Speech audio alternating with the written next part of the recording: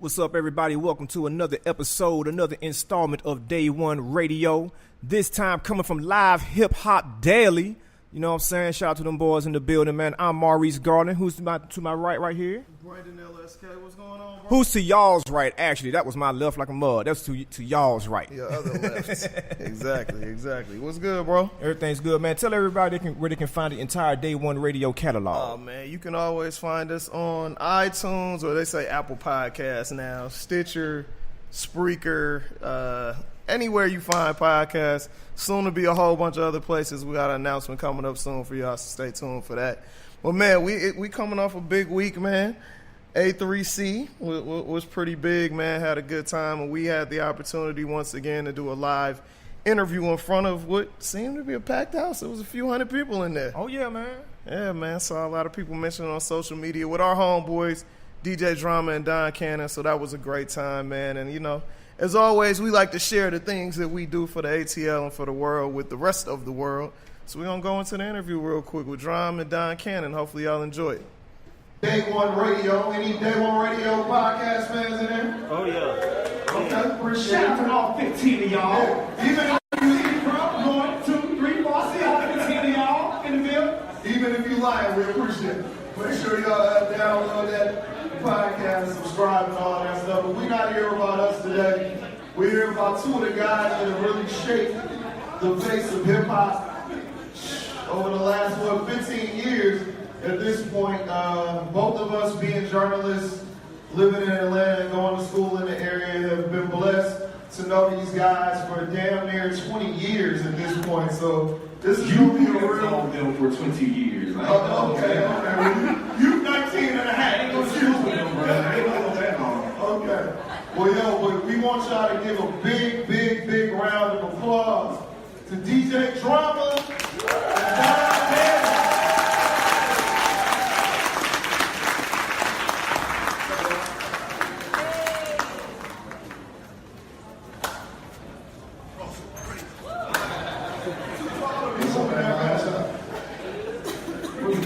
Be for real, bro.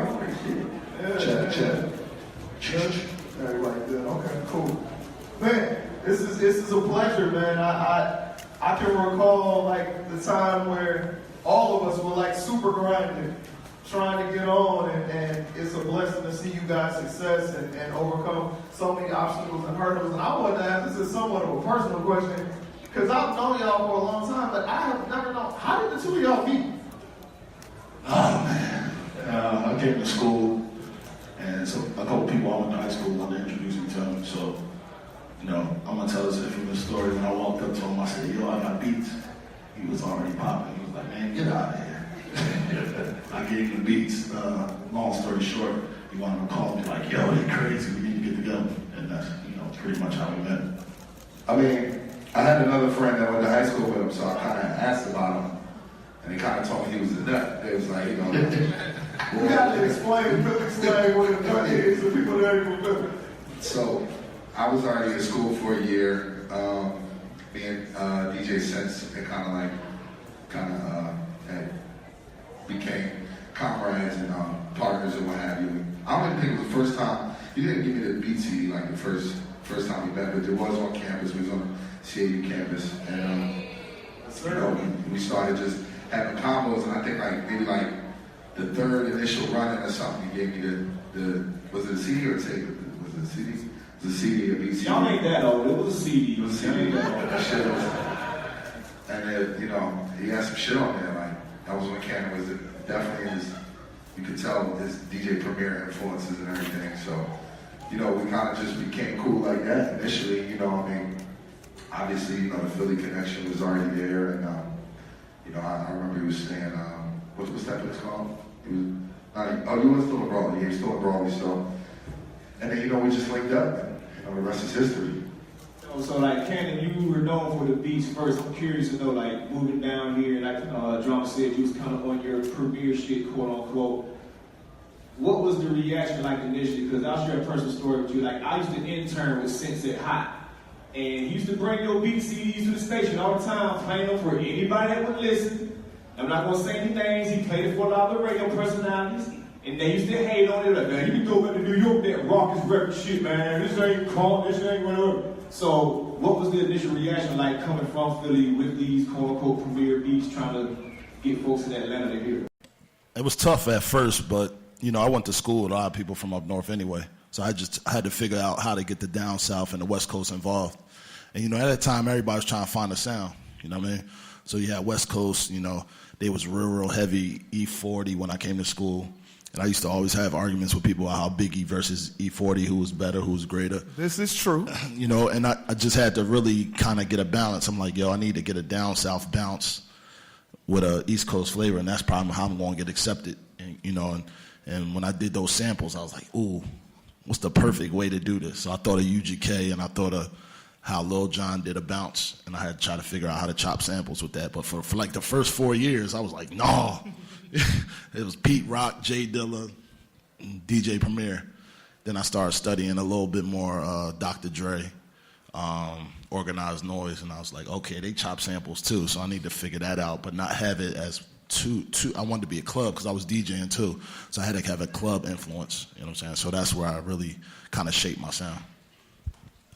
You guys have, become, kind of authorities on the sound of Atlanta, the sound of the South, through mixtapes and also through production, man. How difficult was it for the people, the Edward J's, the Camps, and all those people to accept you when y'all started getting on and started getting noticed? And y'all are from Philly, but you're here and you making moves. So how difficult was that? On the DJ side, I will say that, around the time that when we were coming up and making names for ourselves, it was Edward J kind of already. Edward J is a legend, so I don't think he was so much in the game at that time. I remember like in my, in my days of coming up in the mixtape game, like Big Oomp was it. Like it was that when it came to mixtapes and it came to the streets, like Camp had it on smash, But the thing I'll say about Atlanta, and whether it's DJing, whether it's production, whether it's just, just living, like one thing I noticed as soon as I got here was that, when you have a place like Atlanta where there's so many people of color from all over so many other places, as well as just the environment that, Atlanta has, it's, you get embraced, you know what I'm saying? And people show you love that do the same things that you do in ways that other places don't, in my opinion, you know what I'm saying? So I noticed that very early on when I got to school here, like, he does the same thing I do, and he's, actually offering me this opportunity, like, just in everyday settings, you know what I'm saying? So I will say that, like, for us being, quote unquote, like, not from here, we definitely got embraced in many ways, but we also had to prove ourselves, you know what I'm saying? Like, when I first started Gangsta Grills, there was, people would tell me, they would, as when it came to the mixtapes, like, don't talk on the tape, don't play new shit. Like, that's not what they want at the time, because they were accustomed and used to a style. And, Big Oomp definitely had their own formula, and, and they had the game on smash, you know what I'm saying? And we pretty much applied a formula that, I saw was going on up top on the East Coast side of things with mixtapes, and just, took Southern hip hop at the time. And, I remember thinking, like, when Crunk was at his peak and so forth, and not that, I wanted to, like, shine a light on what I saw as the lyricism in the South. So, I wanted to make sure people like Killer Mike we put in the spotlight, and Andre and Big Boy, who don't necessarily need the spotlight, or people like Tip, So with Gangsta Grills, it was like, I could have made it the hottest songs that were out per se at the time, but there was also, it was a lane for us to really take, like, what I knew was going to be, and I felt like the South wasn't really getting the attention it needed when it came to, how hot the MCs were. This is still really early on Tip, so we were able to apply that, and it got to the point where I just feel like whether or not we were accepted, you couldn't, you had to respect it, and that's the name of the game. So at what point did you feel like, okay, man, we have really carved out a niche? Because I remember, like, in the early Gangsta Grills, it always still felt like a team effort. Like, it had your name on it, but you were still shouting out Sense, Cannon, you know what I'm saying? You're listening to the tape like, well, I don't know who these cats are like that, but they must be somebody. You know what I'm saying? Like, tell us about those early days. Like, was it a team effort, and at what point did you feel like, okay, this is the thing that's going to, you know, take us off to the sunset and do this for real?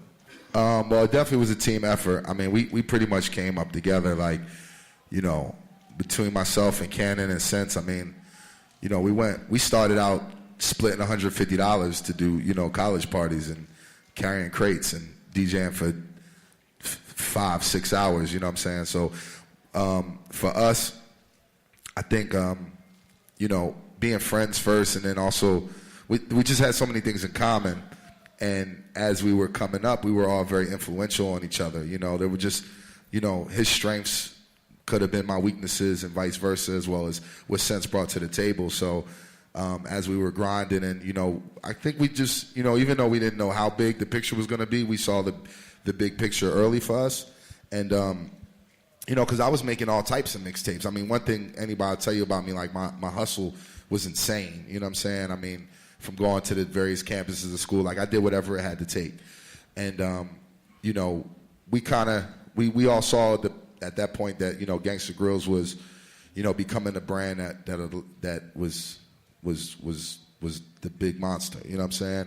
And, but we all had input on that.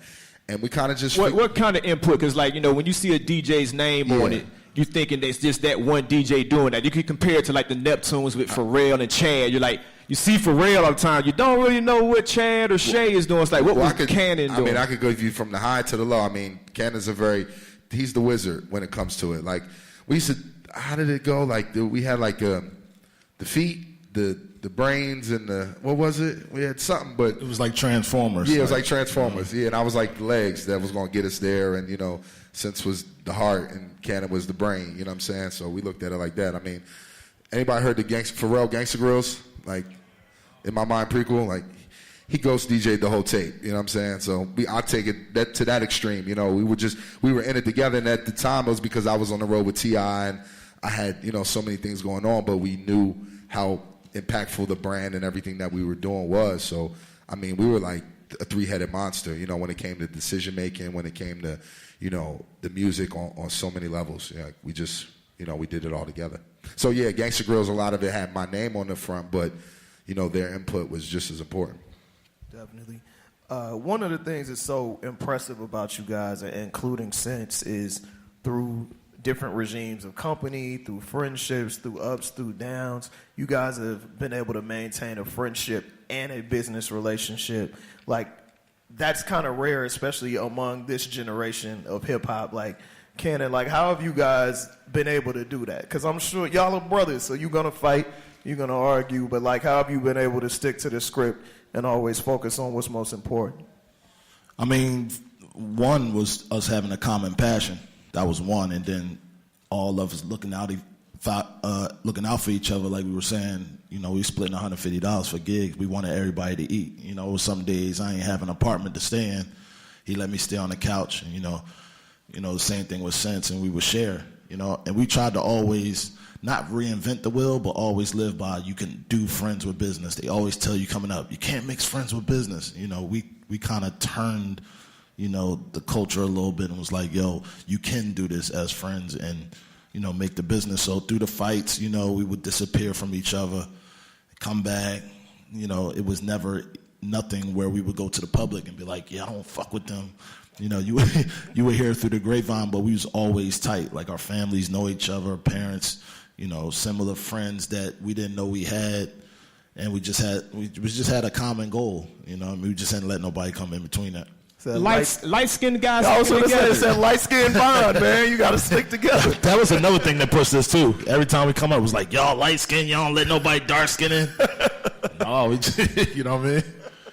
You know, so, like, speaking specifically to a point, like, it seemed like y'all had a challenge at one point a few years ago where Cannon came out with, like, the Trapper Die 2 mixtape, and a lot of folks was like, hey, man, what the hell going on? You know what I'm saying? So, like, talk to us briefly about that period and how you dealt with that. It was crazy because now that I go back and look upon it, it was like God gave me that opportunity to do that tape to keep the lineage going, you know? Like, that could easily went to another talented DJ like Holiday or, Infamous, or DJ Clue, Scream. This could have went to anybody, but it came to me. And even though we were apart, it keeps the lineage going. It still stayed there. So the next tape still came to him, and it came back to us. I kind of like kept it going from Trap or Die 2, which landed to the next series. What was that? The two joints. Real is back. Real is back. Real is back. So it just kept going. It was an energy. It's like I tell people all the time, it's beyond us. We know that. It's like beyond us how we separate and come back together. It's just not our decision. It's a higher being's decision, Definitely, that's what's up. Speaking of Gangsta Grills, man, like a week ago, you just dropped the 12 a.m. in Atlanta with 24 hours. And like you mentioned the Pharrell joint earlier, which was kind of a mix of different things. But how do you approach a Gangsta Grills or any tape when you're dealing with an R&B artist versus a rapper? I kind of just found my niche when it comes to mixtapes. Like I approach it, every artist, just like, a director would every different script when he's working with a different actor.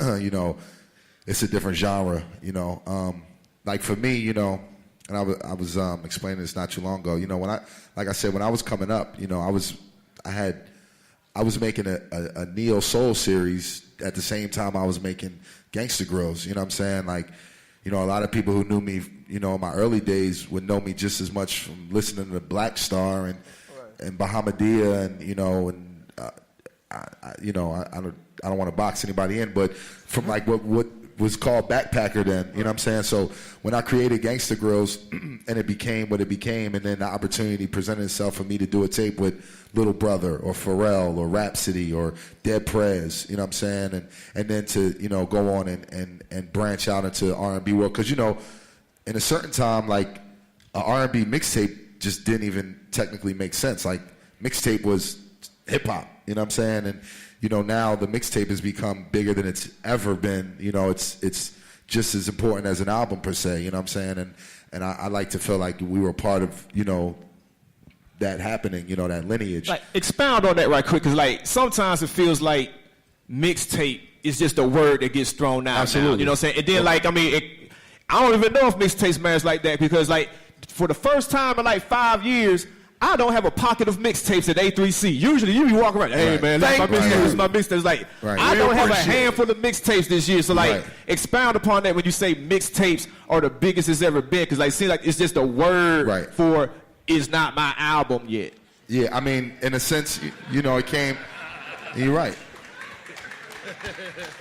It came from, the mixtape was, there was an early day of the mixtape. Like this could go on for hours in this discussion, but to me, it's like there's pre 50 Cent and there's post 50 Cent when it comes to the mixtapes. Before 50 Cent, when we come to conferences and environments like this, somebody would say, here, please listen to my demo. After 50 Cent, the mixtape changed, and that's when it became street albums in a sense, and everybody pretty much followed that blueprint. Then we would all be around each other and be like, here's my mixtape, and then what Gangsta Grills expanded on that, and it was just like that was a brand, per se, that people as an artist and individual wanted to be a part of, whether it was a new artist or whether it was one of the biggest artists in the world. Now what's happening in the years, in the last 10 years is, from the DJ being part of the mixtape to artists like Cole and Kendrick and Drake and so forth taking the mixtape and pretty much making them their albums, to then the platforms where somebody's not going to come up to you anymore and say, here's my mixtape. They're going to either hand you a jump drive or going to tell you to go to their SoundCloud page, or if they got their shit in order, they're already on iTunes and Spotify and all the other platforms, you know what I'm saying? So, which enables everyone to kind of reach the fans and the people faster and quicker than they could in years before. Like, if I think about it and think about the things that we necessarily had to go through, or even before, because I kind of came up in the early internet era, you know what I'm saying? Imagine those who you really had to go somewhere to get a physical copy of that tape, you know what I'm saying? Like, somebody could just tell me their name right now and I could go search it and go find it, so it makes it that much more accessible, so.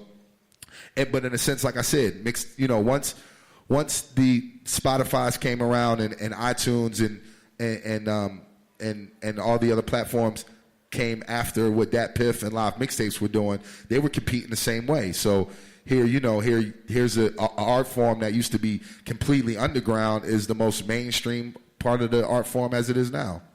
Yeah, I kind of missed the mixtape actually because it was a free for all showing talent that somebody wasn't doing their album. So I would get Bun B's album and be like, yeah, this is complete for the world. This is for every person that has different tastes for music. But then the actual mixtape was like, man, I feel like this. I'm about to just go crazy on everybody. You know what I mean?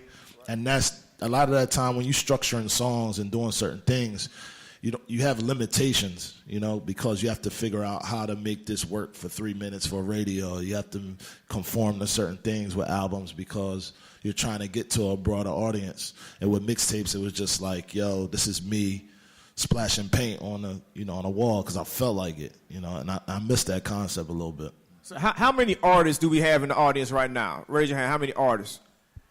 Why should mixtapes matter to these folks? You know what I'm saying? Because it's like some people, they could say, bro, I got an album. I ain't doing no mixtape. My shit already on Spotify, iTunes, or whatever. Like, why should mixtapes in that term and that genre still matter to everybody that just raised their hand as we all try to navigate on what is what and what means what? I mean, really, it's just a it's just a term to what it is now. Like, you can have a mixtape, you can have an album, but for the majority of the time, I would hope that, or just how I feel like our culture is, your album is like your album. That's your coming out party. You know what I'm saying? Like, the mix, or how it's been. The mixtape is, that's your grind, that's your hustle. Like, if somebody comes up to me here, it might be their album or it might be their mixtape. However, but in my mind, the way I'm reviewing it is, it's a new project. You know what I'm saying? So this is their mixtape in a sense. You know what I'm saying? Your album comes like, when I look at it, like the best time is, when you waiting for the people they're waiting on your album. I mean, we could take Uzi as a perfect example. You know what I'm saying? Like, Love Is Rage 2 is a title based upon a mixtape. You know what I'm saying? But Love Is Rage 2 is his debut album. You know what I mean? And that's how we approached it compared to the mixtapes beforehand, leading up to his debut album. So I compared to basketball too a lot. I compared basketball because you got somebody that's going to play in the game and be like, yo, Kyrie is nice. And he won the championship. But then I can go to New York to Rucker Park and he goes completely ape shit on the court on some extra like he wouldn't do in a natural game because of the limitations. Like, you got to play by ref rules, you got to do certain things. And I feel like sometimes there's a need for the Rucker Park aspect of the mixtape game. Like, it's all good that you know how to make songs, but sometimes where's the raw talent when you be like, yo, you hear dude, he killed that mask off beat, and it just happens, you know what I'm saying? And I think we missed that a little bit. It's kind of like the balance of perception and approach. Yeah. Perception from the fans and approach from, the people making the music.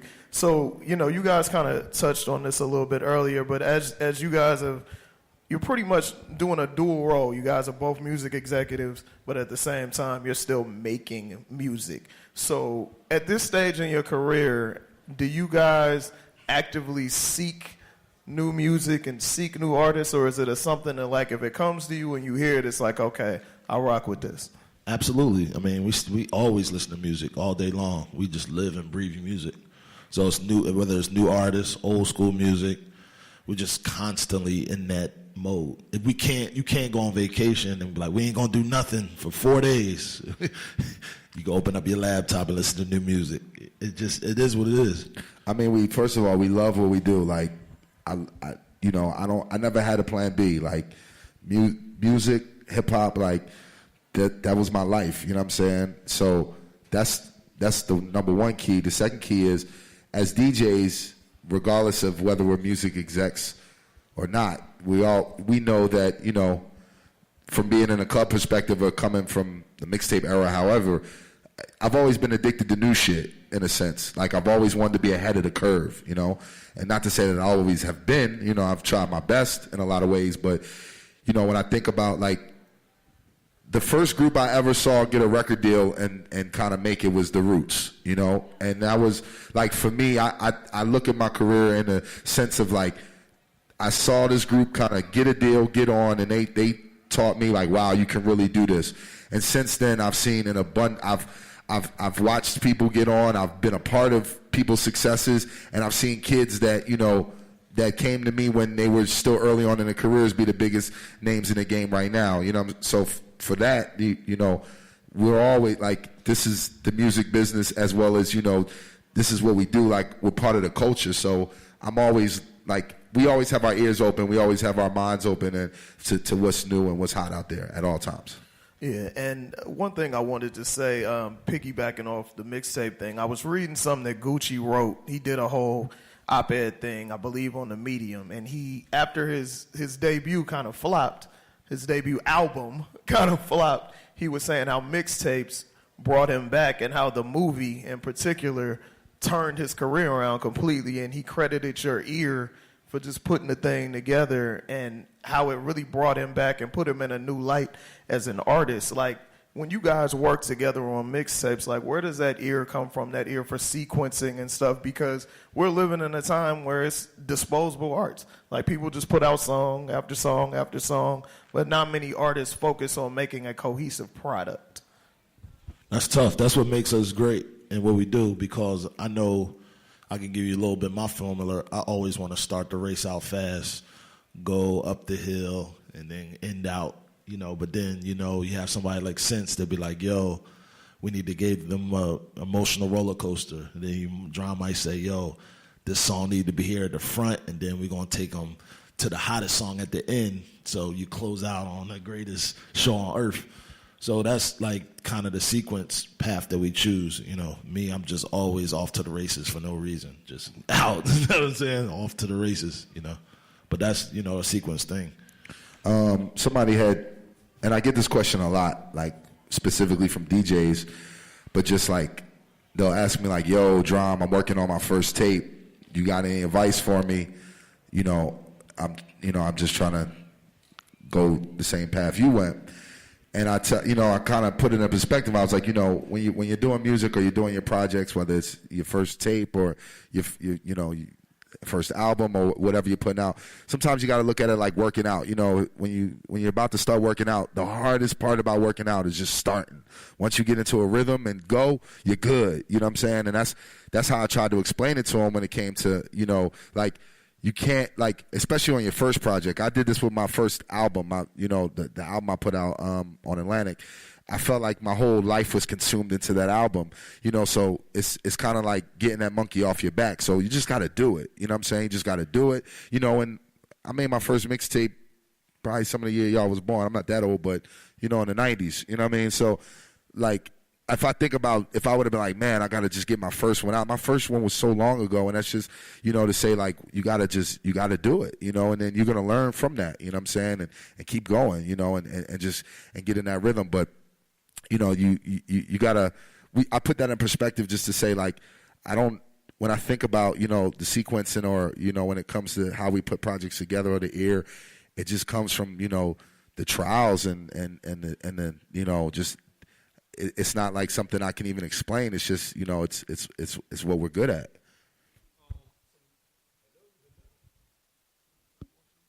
Damn, none of us on. All right. There you go. So some years ago, I was at this panel that Drama was on. It was like at what's the thing called? The Black Art Festival some years ago at Underground. And some of you said that they stuck with me. You said DJs are public servants. DJs are public servants. Right.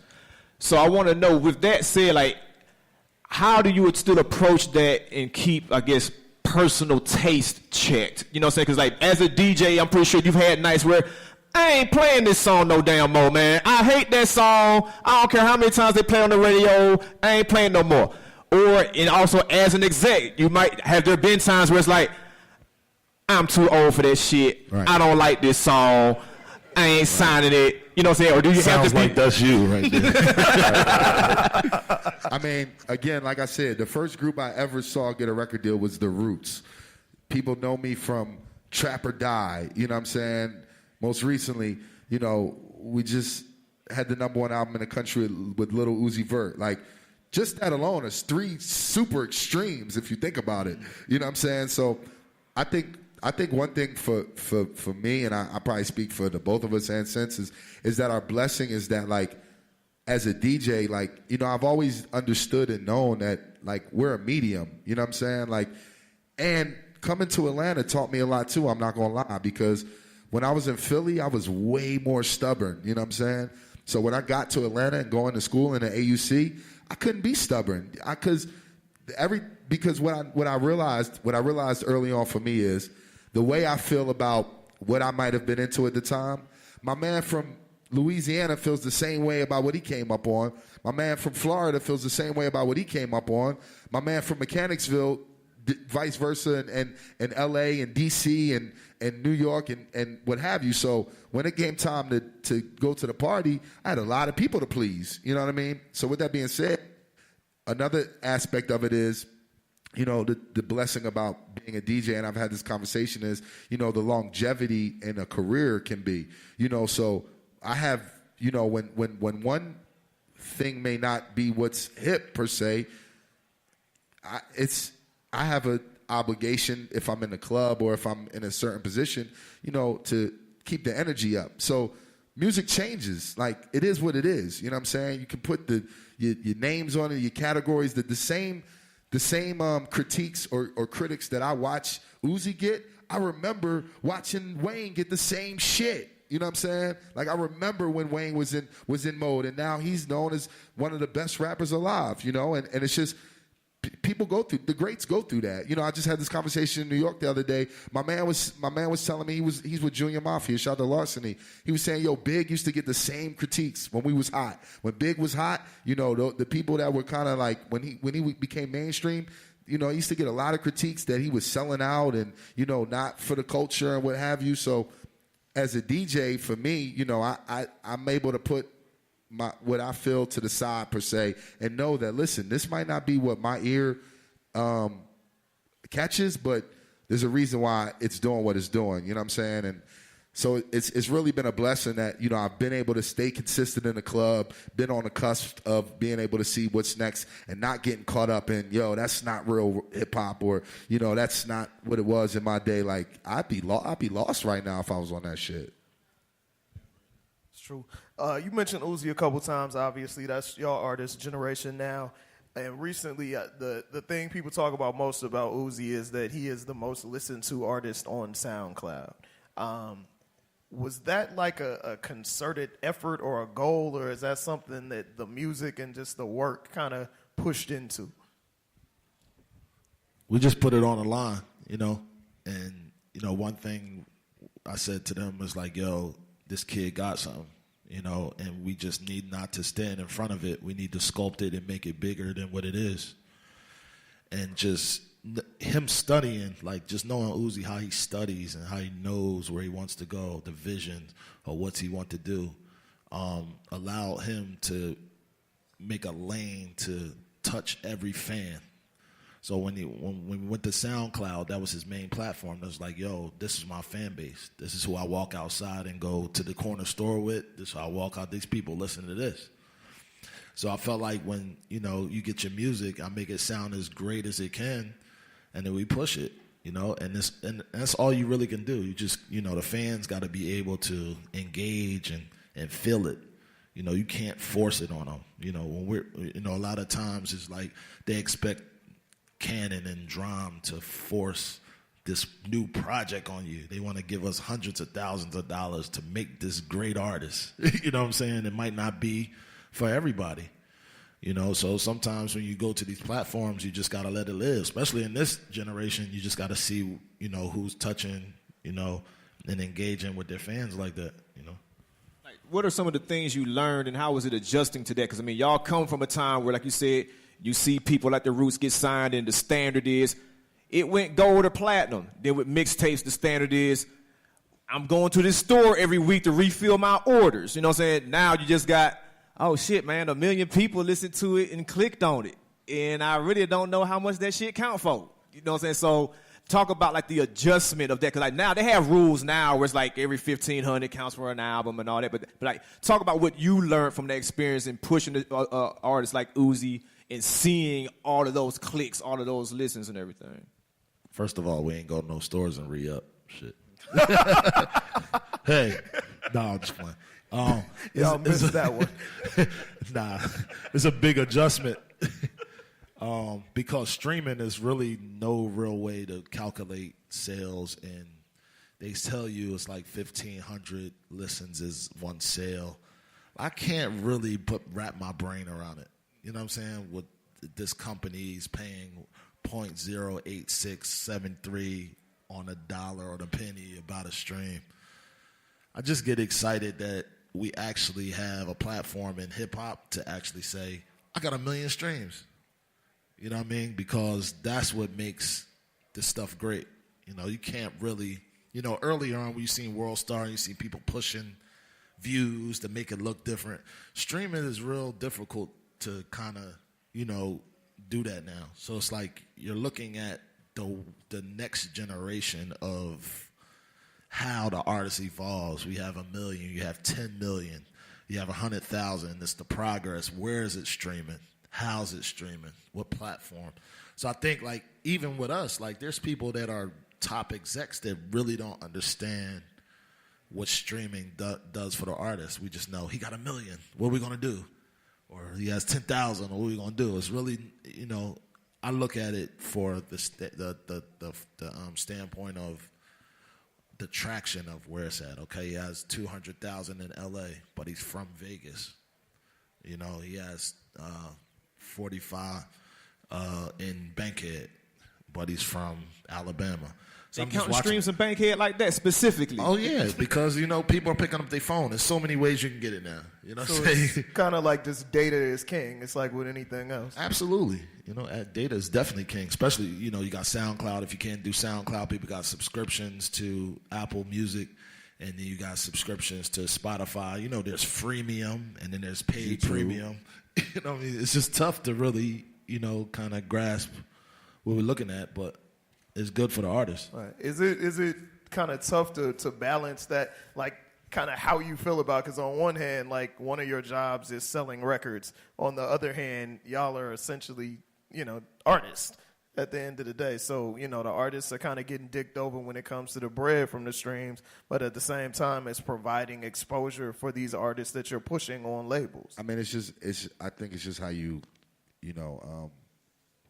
like you can play a numbers game, or you can, it can be a music game. It can be a feeling to you. You know what I'm saying? And I think for us, we take all that into consideration. There's people that strictly go by numbers, and they're very successful at it, and then there's like some people, when they do their research or they find a new artist, may go to a computer. Some people may go to the streets and, find out what's hot, and I think, the most successful is to be able to navigate through all, you know what I'm saying? And that's what we're able to do and what we do. And, thankfully we have an artist that, became what he became in the streaming era. So we kind of were able to learn as it was going, with his success and what, the extremes that he was touching on. So it kind of, it was a crash course for us, going forward. And, I look at like streaming, like almost like the early years of Vegas, before it is what it is now. And,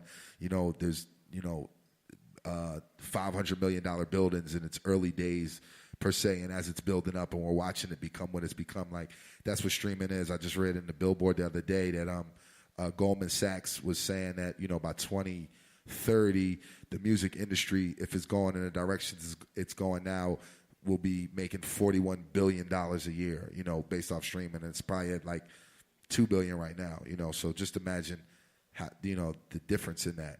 Where do you think that leaves companies like Live Mixtapes, Dat Piff, in the conversation? Because, I mean, technically, like, you can look at them as the original streamers are very early in the game. 1,000%.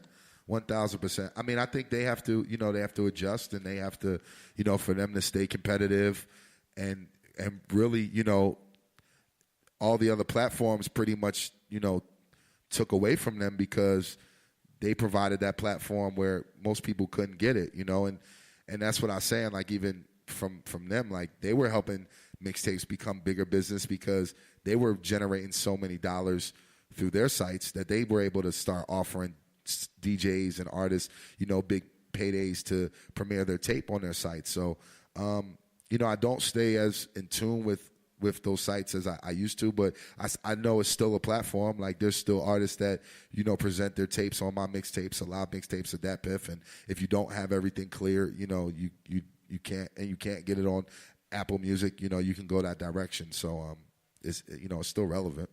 How many producers do we have in the building? I know we had a lot of artists. How many producers? So for Cannon and Drama, you can chime in, of course. A lot of people obviously know you for your beats and whatnot.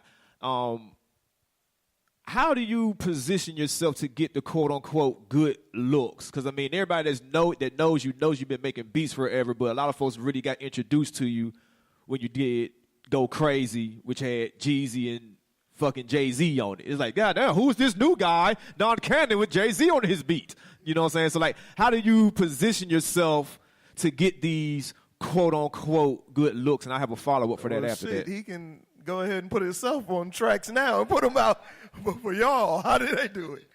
It's tough because, when I was thinking about it, I was thinking about the best way to market. I knew I had the talent. I knew I had, some production. So, through what we were doing, we had to make things visible, and that was just plain simple thing, visibility over everything. Once you get yourself to a certain point where you know how to make the beat, you can make that same hit over and over again, or you can continue to come up with things over and over again. The visibility is important. And the first thing, even with Go Crazy, when I made that beat, I made it for artists at the time that I was working with. I just watched Dead Presidents, found a sample. I was like, oh, it'd be good for him. He didn't like it. I gave it to Drum. He got T.I. on it. T.I. did one verse. That led to us doing... He didn't even do a verse, too. I took the acapella. Oh, yeah, that's right. He put the acapella on it, so that's another visible thing. You see what I'm saying? Now he's putting the acapella on it, making it like, oh, T.I.'s on it. So now it's like, okay, we go to a party, and, Jeezy just happened to be there, and we're just playing it over and over and over again until he's like, yo, what is that? Is that T.I.'s? Nah, I need it. And then, that landed there. So that was just the visibility we were creating. And, nowadays, they have it so easy because if I hadn't been DJing and him be DJing in the club, we'd never know if that beat would have happened. Now, I'm glad you said it because that was my follow-up. Of course, do you really think producers have it easy? Because, because there was a time where it's you could read the credits and be like, oh, so-and-so made this beat. The way music comes out now, they're not just dropping credits into SoundCloud link. You know what I'm saying? I think Wikipedia. I think one of the major keys to a lot of this is that it's about organic. It's about being organic. He can tell that story and we can say what's easier now or harder then or what have you, but it's really just none of this shit is written. It's really not. Right. There's no telling how your beat is going to get into XYZ's hands. Your first beat might be with Drake. Your first beat might be with somebody from that side of the room. You know what I'm saying? And that might be a number one hit. It's the thing when we look back on it, none of it's planned or you never know how it's going to turn out. But if you're doing what you feel like you're supposed to be doing and you're putting in your work, it's gonna happen. I promise you it's gonna happen. Right. That's the best thing about it. Whether you feel it's hard or not being a producer, and whether you're handing your beats to us at the end of this or however, just do what you feel is best and necessary that makes you feel right about how it's gonna go, and it's gonna happen. It's organic. For real. Period. And that's the truth. No, so we know that y'all got questions. Maurice is gonna put. I guess you want to go out last year you since did you again? volunteered me for the shit. I guess I gotta do it. Well, we'll give you 15 minutes to answer questions. You can come to the stand right here. You can come to Reese, and we'll pick some questions. All right, we're gonna go with ladies first over here. All right. I got the microphone for you. Ladies first. Perfect. Hi, my name's Margaret, and my husband Brandon and I have a clothing company called Persevere. And a long time ago, Don, you actually hosted the first mixtape when my husband had Soul Search. So now my question is just about the relationship between fashion and music. How do you view it? Is it necessary? Is it not? How do you leverage it? Things like that. It goes hand in hand because branding it helps the artist get to different locations. I watched the young artists that we're involved in get these branding opportunities and these branding opportunities. See y'all later. Thanks for coming. and Sorry. they help. Right. They help they help the vibe of the artist. And it's important. It's not always about the brand getting the artist to be in it so they're popping. A lot of the times it's helping the artist do good. You know what I'm saying? Yeah, I'm going to do him, then I'm going to go to there. Yeah, the young lady. Oh, yeah. What's popping? All right, so tapes like the prequel that like changed everything for me with Pharrell. So I wanted to know one tape that you just came out with in 2014 with Bino, the Stone Mountain Kauai. How did that really work? Like, did you really like sit with him in like the studio in Kauai or in Atlanta? Like, how did that happen? Because that really took me back to the prequel. And he's talking about Childish Gambino. He dropped his nickname like he know the man. You know, saying that tape with Bino. Yeah. Childish Gambino. We did a mixtape. What was that? 2014. It was called Stone Mountain. So now we did it in Atlanta. We actually did it at Main Streets. I've been a Childish Gambino fan since very early on. We have got cool a couple years before that, and he came to me and said, it's always been my dream to have a Gangsta Grills, and the way he approached the tape was as if it was a dream, and like he said on the tape, like all the strippers would have the day off, and what I'm saying, that was one of those tapes that was a monumental tape for me, because again it was who he is in the culture and what Gangsta Grills for us to link up, and a lot of people pre that time didn't know he was from Atlanta, you know what I'm saying, and we did. The Kauai was the other half of the tape. I unfortunately didn't get to do that part, so I didn't get to go to Hawaii with him, but the Stone Mountain part we did do in Atlanta. Oh, thank you. Hi, my name is DJ Rosegold. I'm a DJ from Toronto. I just started DJing in January, but I've played parties for Cardi B, Tory Lanez, Party Next Door. I guess my question for the two of you is, what do I do to continue to stay relevant and continue to, because I don't want to just be a DJ. I want to, keep pushing my mixtapes, to work with artists, keep making events, like that kind of thing. So what would you advise for me to do to continue to stay relevant?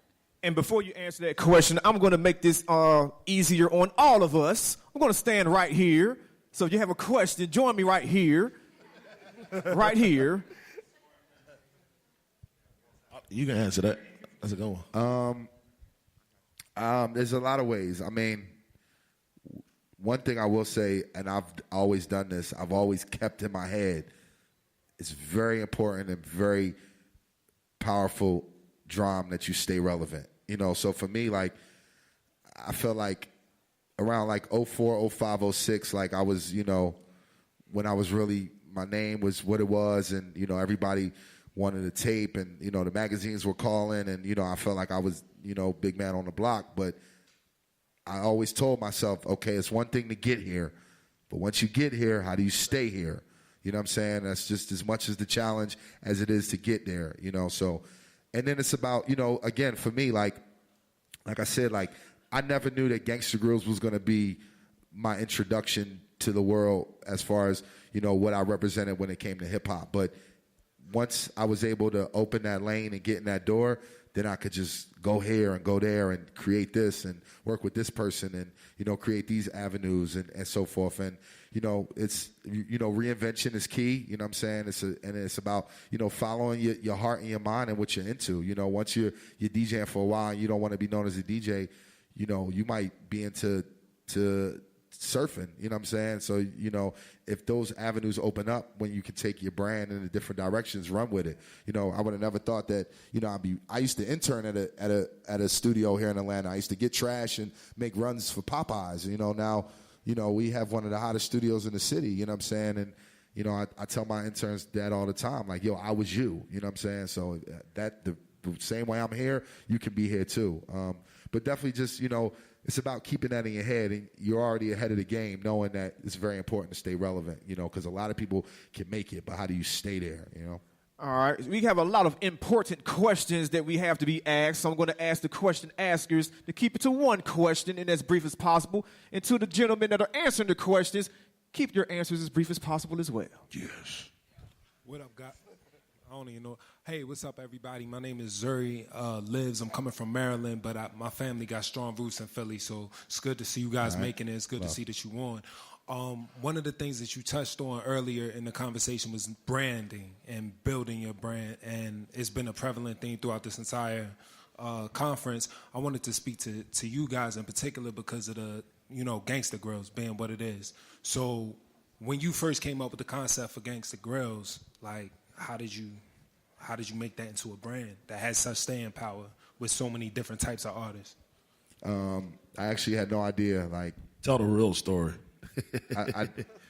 The one, which one? We just came up with a name one day. We just can't. Like, I was looking for a name. I had the tape before that. That was my Southern hip hop series was called "How the South Was Won," which is a terrible name. So with that being said, I was like, yo, I need a new title. I just started kind of playing with words and gangster grills. Said, so yeah, that's hot. So it's stuck. And then I studied.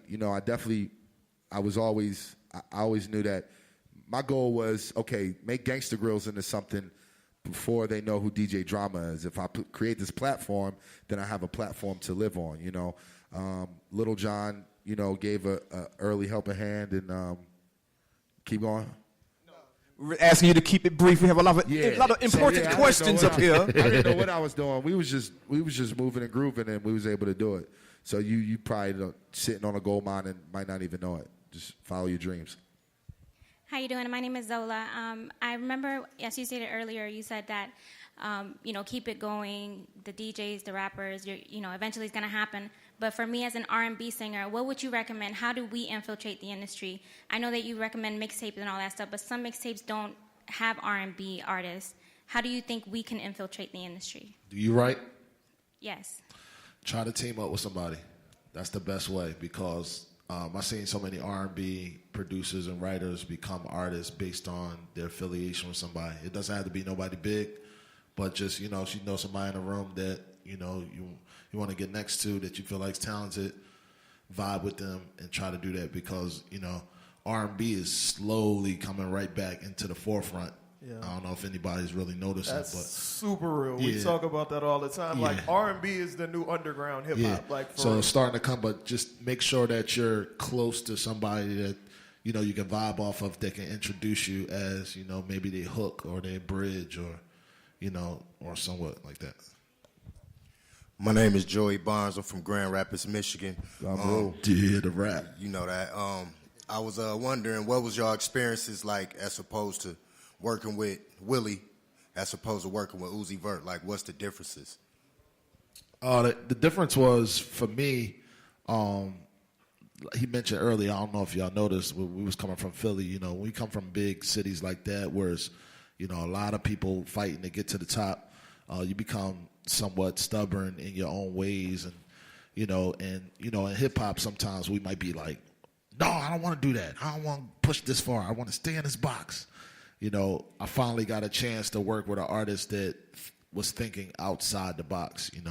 A lot of the stuff that I was doing with Will was, real hip hop, never changed, never got any way further than what it was. And then, when I got with Uzi, he was like, look, I'm from Philly. I used to battle rap, but I got melody and I can do this.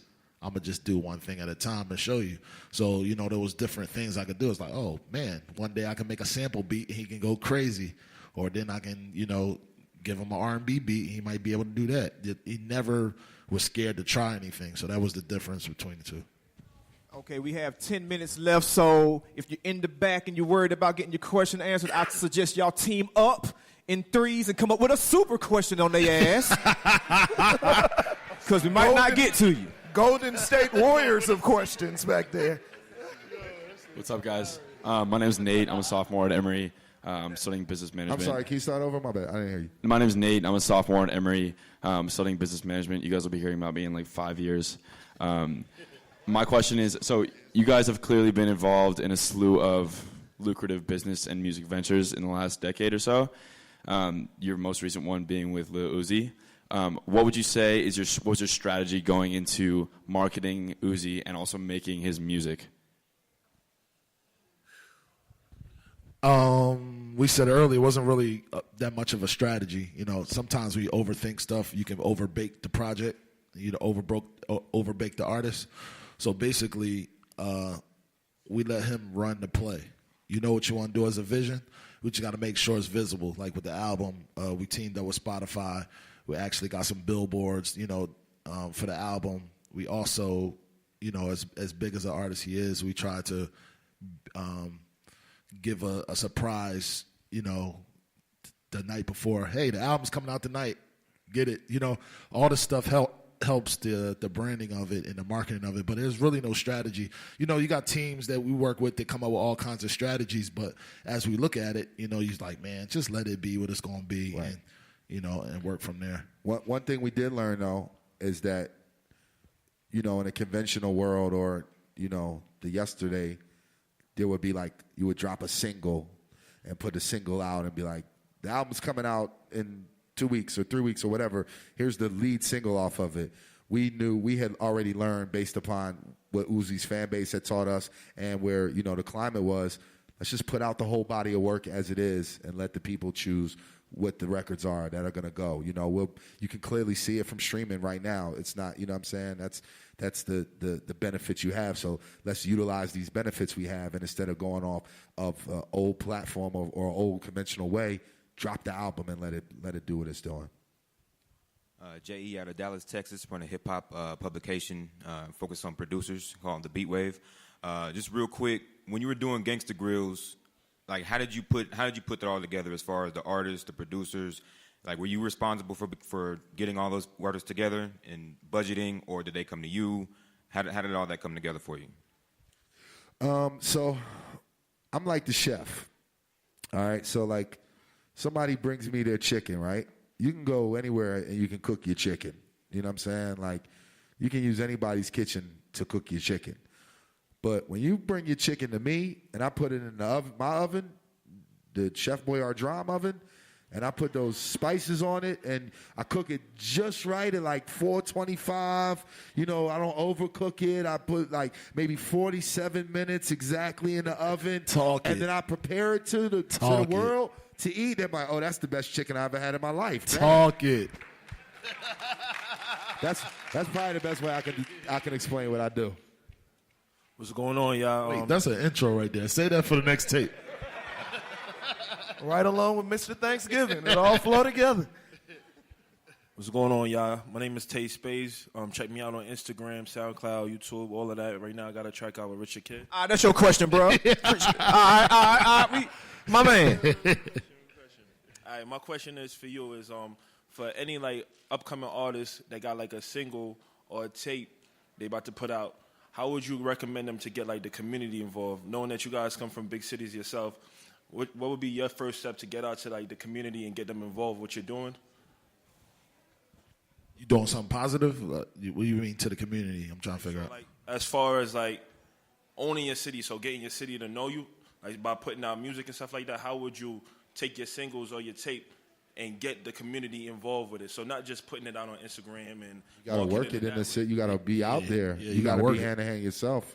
Like,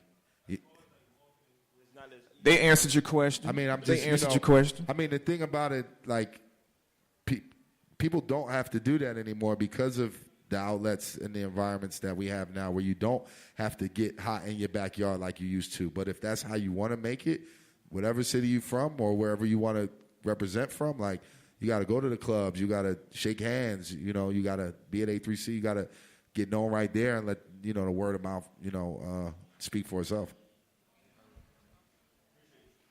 How you guys doing? I'm a producer based out of New York. Been working with Dave East lately, and I was wondering, out of producing, would you encourage producers to get in the DJ lane as well, because it also helps with networking?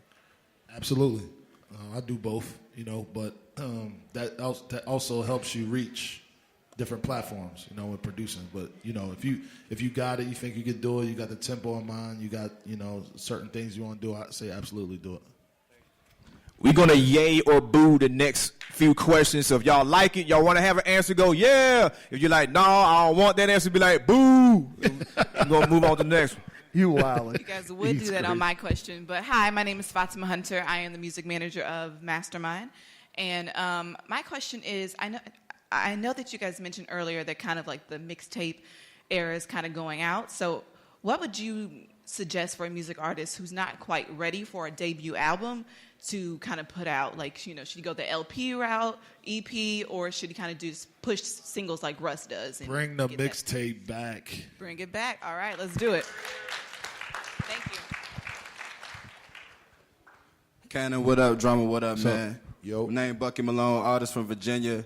And basically, a former partner of yours by the name of Summer Walker connected us 2 years ago online. You actually still follow me and all that. And pretty much, she brought me by the studio, like when it was getting built, Mean Street Studio. Like it was fly as hell and all that. It was still getting built.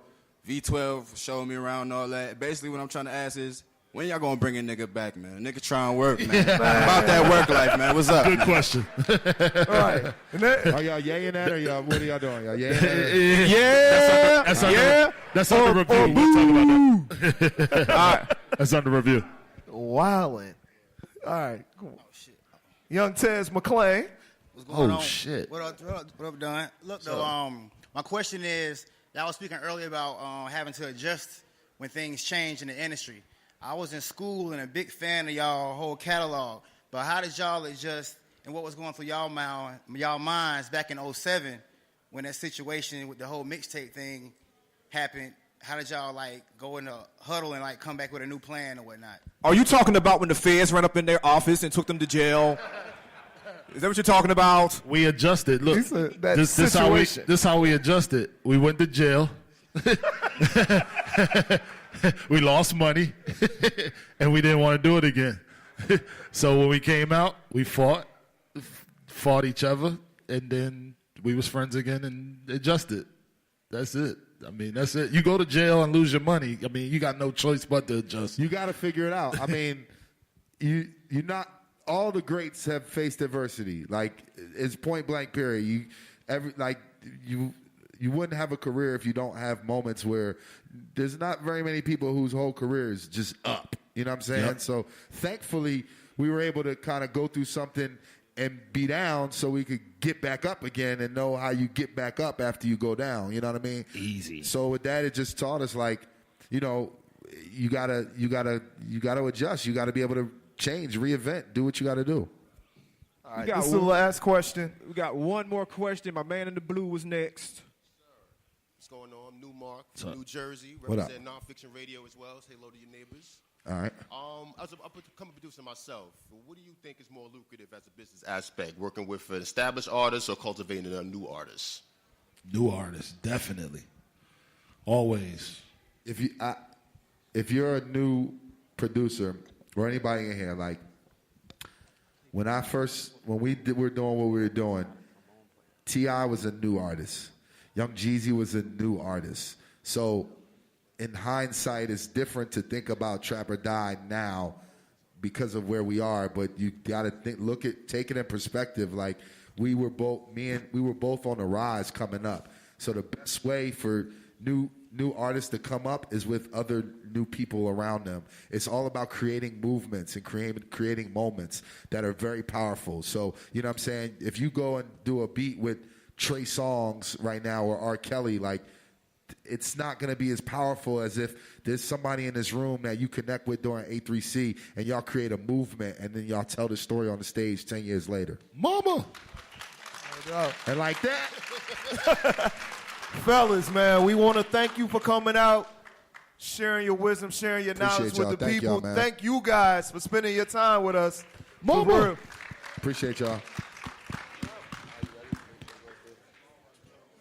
Once again, we appreciate y'all checking out that interview with DJ Drama and Don Cannon. You know what I'm saying? Word on the street was there can be some stoic interviews, but, you know, we go back with them to day one, so we was able to get them to lighten up a little bit, man. It was a lot of people that came up to me all weekend, was like really appreciating how we got them to open up and how much they enjoyed the interview. And, you know, that's just kind of what we do. So it's always good when people appreciate it and they say that they liked it and they dug it or whatever. So hopefully y'all that are listening that weren't there live appreciate it too. But make sure you follow us on Hip Hop Trivia ATL. That's our weekly event that we will soon be bringing to the rest of the country.